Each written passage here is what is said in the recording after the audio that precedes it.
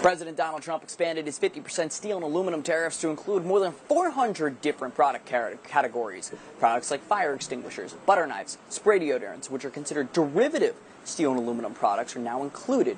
President of Steel Manufacturers Association Philip K is with us. Sir, we appreciate your time.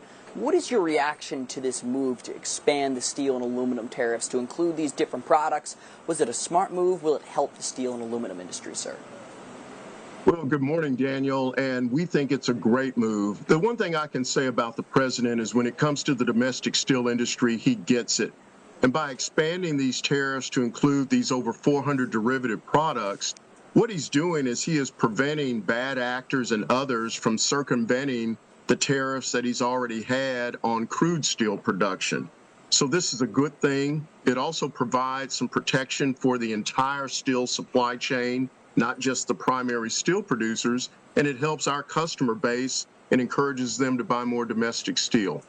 Why is it important to have these types of protective measures in place, Philip, to make sure that the steel industry in the U.S. is bolstered, it's protected, it's nurtured to enhance domestic steel production? That's a great question, Daniel. And at the SMA, we represent the companies and the steel workers that make the steel that's necessary for America's critical infrastructure, our energy independence, as well as our national security. And without a strong steel industry, you're not able to have any of that.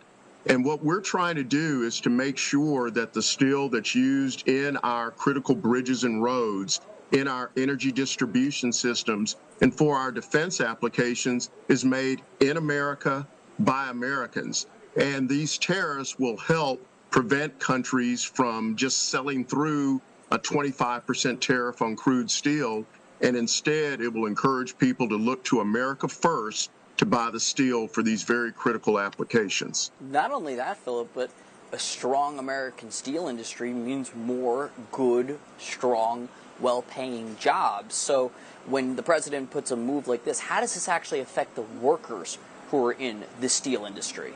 Oh, it helps them tremendously. It creates more hours for them, and then it creates more opportunities because steel companies are taking advantage of the president's policies, and they're expanding their operations. They're building new greenfield facilities.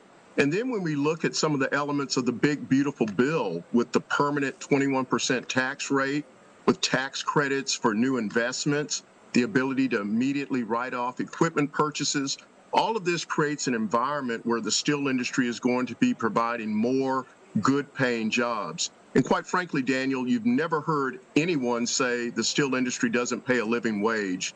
In most of the communities where our members operate, they are some of the highest-paying jobs with the best benefits. Very well said. Philip K.